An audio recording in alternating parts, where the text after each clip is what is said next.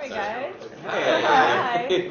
So, as you probably know, I really enjoy the film. Yes. So Awesome. I'm super excited that you guys are here. We're like, oh, I hope they're going to be at Comic-Con. That would be so perfect. So I have a question first for you. How did you come up with the idea of this film? The idea all came from, I was reading an article about how the George Romero version of Night of the Living Dead, well, the first Night of the Living Dead, they forgot to renew the copyright in the 70s, so it's public domain, and you can do anything you want with it. So I had this idea. I was always a big fan of the movie Dead Men Don't Wear Plaid, the Steve Martin film noir movie, where he just put himself in a bunch of old film noirs. So I said, hey, you know what would be cool is if we all got together and reshot half of Night of the Living Dead. So every time you go inside the house, it's us, like in a 1960s board game night, and then there's a zombie attack. And so every time we look out the window, we cut to shots from Night of the Living Dead. And then, but meanwhile, we're still in black and white, like having, and it was going to be a board game night in the 60s, like Mad Men style. And everyone's dealing with their relationship issues, and the zombie attack's almost irrelevant to what's going on. And then I watched the movie again, and I realized how hard that would be, like to fake 1960s black and white footage. But at that point, I still liked the idea of having a bunch of people get together for like a friendly gathering, and something horrible happens outside. And I felt like zombies have kind of been oversaturated in the market, and I think Shaun of the Dead like has so perfectly satirized zombie movies that I was like, okay, well, how about something else? How about a disaster movie? I feel like there's been no good satire of disaster movies. And then the disaster that's in the movie, I had to create basically because they cannot leave. You know, if it's an earthquake, you can go outside. If it's a hurricane or whatever, you can go outside. But so I needed something that would be sudden and something that would prevent you from even walking out the door. And that's how it all came together. And so I just wrote it anyway as us trapped in a house, you know, and something horrible happens. And it's funny. With 4 really hot girlfriends / wives. that's the part that's really fictional. That's very good. Well, not really. Now, did you write the parts for, did you know who was going to play every single character when you were writing it? Well, what's funny is, so the original intention was I wrote it to be like, we're going to raise $7,000 and we're going to shoot it in my house over a couple weekends. We're going to shoot on a 5D. It's going to be really small. Because we did another movie a few years ago called The Scenesters that was all over LA, all tons of locations, and like 40 cast members. Super aggressive. Yeah, and so I said, we're going to scale this one down, and we're going to make it simple. And so I wrote the 4 characters, or the 8 characters, and I kind of, each one of them was kind of based on their personalities, but I said, guys, we're going to stretch as actors, and we're going to mix it up. Because even though Kevin is like a free-spirited rocker guy, it's like, no, Kevin's going to mix it up, and he's going to play this other dude. And Jeff, you're going to play.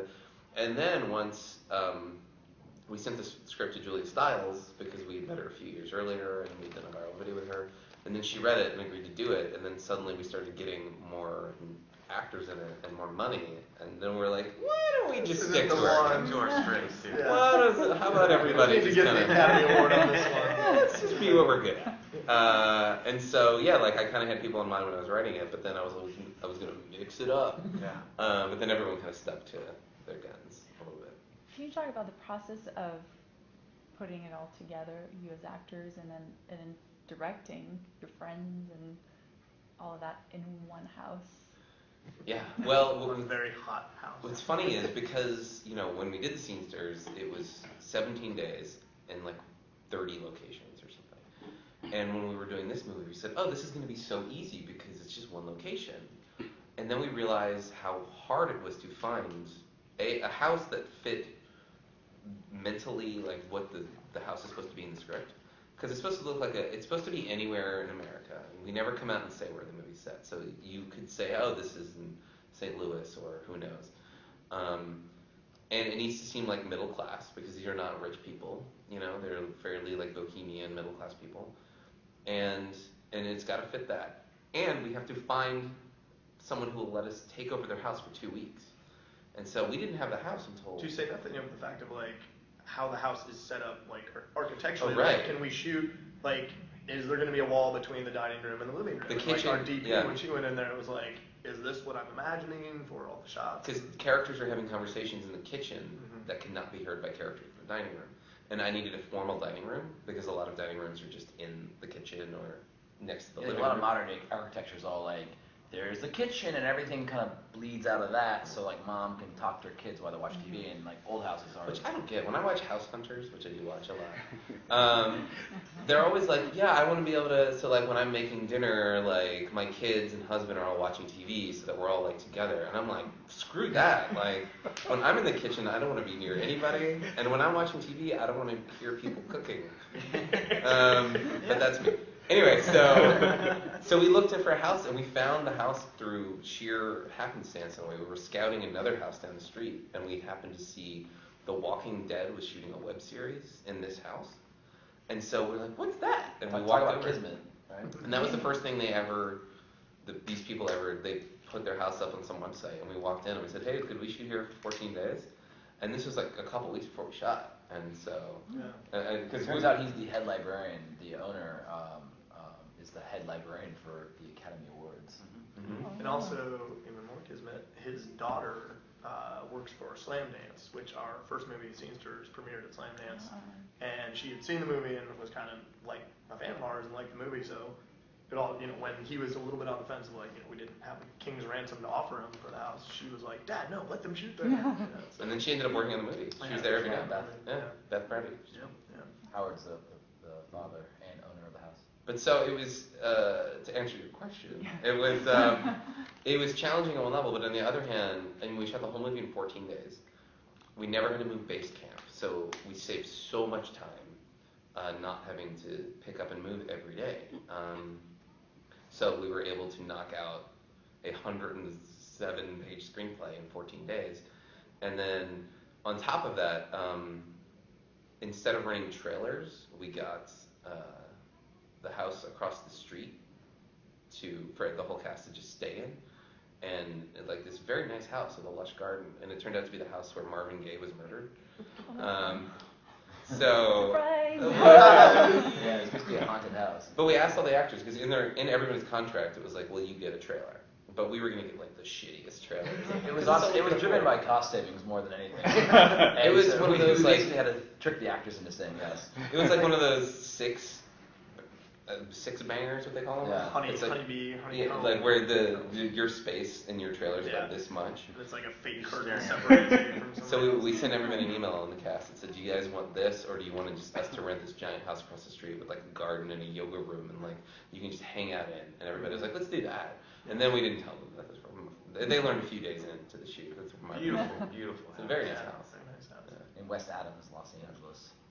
Now, so there's a script, but I was wondering if you guys also got to improv a little bit while you were shooting, or were you just kind of like just gonna stick to the script and then just? Does someone else want to talk? I've been talking to someone. Oh yeah, that's for. Blaise, I think Todd's he's very collaborative with us. I mean, the script was very much there, but I think in the bigger scenes, like the table scenes, when in the beginning and at the end, Todd gave us a little bit of freedom because he wanted it to be real, and like when you're with your friends, everyone's talking. They're just over talking over each other.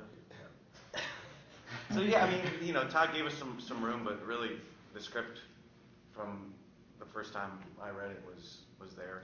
We also we would do, as written, here's the scene, and then we had a really great crew, and our DP was amazing. So we would oftentimes have a little time to do what we called a fun run, where it was like, hey, we got the footage, it was great, that's what was written. Don't go crazy, but now mix it up a little bit.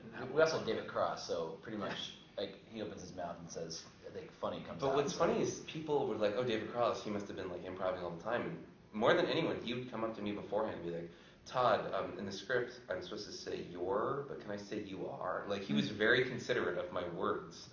And everything that he was going to change, he would run by me because he wanted to make sure it was cool.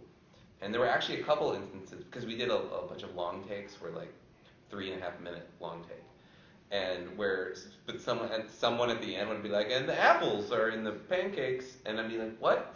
And you just ruined a 3.5-minute long take. Stop. We can't, no improving in this scene, guys. No more improving. Because now we have to start over. Because we have one, I don't know how long in there. The opening scene's 3.5 minutes. It's a steady cam when David's meeting everybody and going all the different rooms. And I was very clear, do not improvise, guys, because I don't want you ruining. This is the 9th time we've done this. I was so nervous in that scene because you get through it and I've got like one line like "Welcome to our humble abode." And I'm in the back going abode. Not screw this. We up. all, Do we not were all, screw this up. me and Kevin and we were in the other room, and Yeah. so I think I have a pretty long little passage at the end of the scene, and I remember the pressure, like you'd be like action, and I'm like I have like 2 minutes before I have to do anything, and I just be like the pressure of it.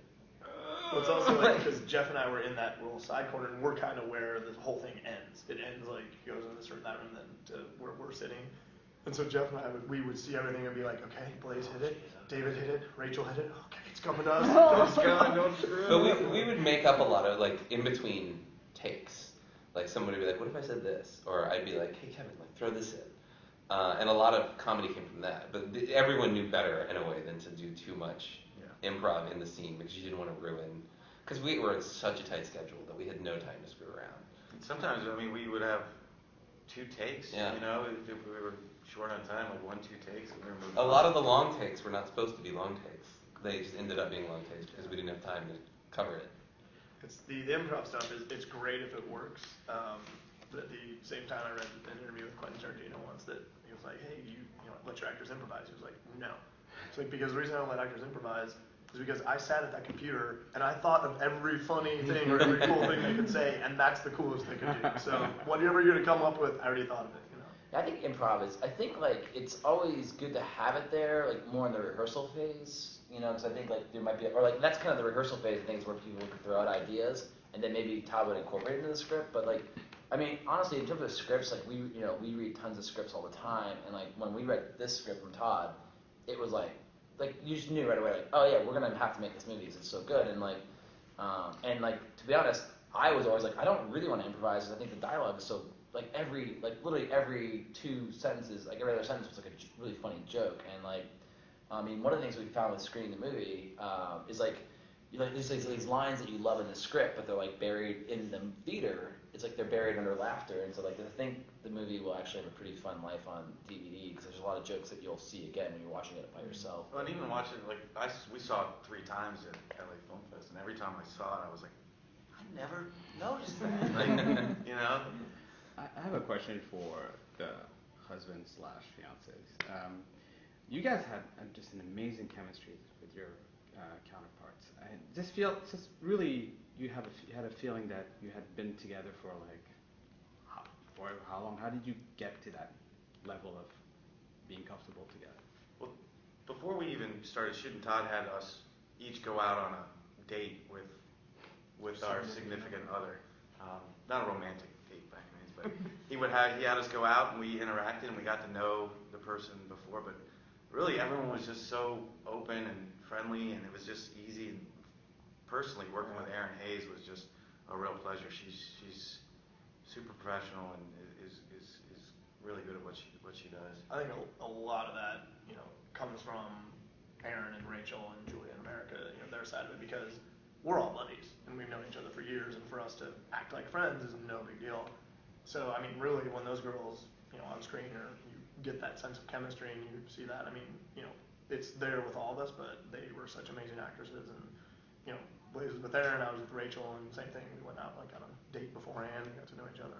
Yeah, like, I remember like Todd was like, you know, go on a date, and America, she lives in New York. She came into LA for like a couple weeks before the film. I had to be like, hey, we're supposed to go on this date. She's like, yeah, and you know, it's like I've never met her. You know, we've only met her like briefly once, and like it's like. There's America Ferrera, and we're like in a weird coffee shop in the valley, and I'm like so nervous. I get there like a half hour early, and like at a coffee shop, like I was like trying to hold a table and like make sure that everything went well, and like the place started filling up, and I'm like trying to fend for this one spot, and but she's like super. We actually found out that like America and I was a political science major, and she was a political science major, I think, in college. And we actually had the same internship at this economics program in D.C. We had the exact same internship with a pretty crazy boss, who's now a pretty well-known political consultant guy. But we both had, so it was like, we had that in common, and we're like, all right, this will work out. She's awesome. Although we're supposed to be kind of an unhappy couple. Well, and what's funny is because everyone was like asking for backstories. Like a lot of actors want to know, like, how do they know each other? And so I told them like their backstories. The 4 girls are really good friends. They probably all went to like college together. And these guys do not hang out. like other than at these Sunday brunches. And like, cause like Buck is not hanging out with Shane. Like they do not go do stuff together. But these girls probably hang out together all the time. These guys only see each other for brunch, which is like the weird irony twist is that in real life the guys were friends and the girls met for the first time when we did the table read 3 days before we shot. And so it was funny, but I think it all worked out. I mean, what amazed me was the girls, the scene in the beginning when the girls are at the table together. Like when we were watching the takes, we were like, "Holy crap!" Like they had such good chemistry with each other, and they felt like so natural together. And like the way I thought, like I think that's pretty hard to find 4 girls who are all like pretty big names in their own right, and came together and like just immediately hit it off with each other too. So didn't they do a girls' night? Yeah, the night of the table reading, they all got together at Rachel's house and drank wine, talked about boys. I assume. What do you guys That's do? what women talk about, right? Pillow fights.